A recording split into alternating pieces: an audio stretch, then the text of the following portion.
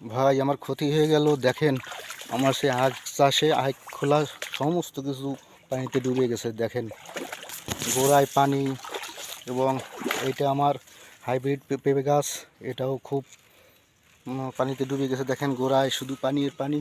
তো আমি যদি এইদিকে একটু দেখাই, দেখেন শুধু পানি আর পানি, দেখতে পাচ্ছেন বন্ধুরা। এবং সব জায়গায় দেখেন পানি আর পানি। আমার অনেক লস হয়ে গেল।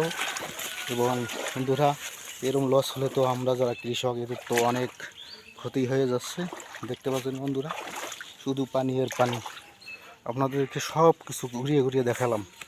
দেখতে পাচ্ছেন বন্ধুরা শুধু পানি আর পানি।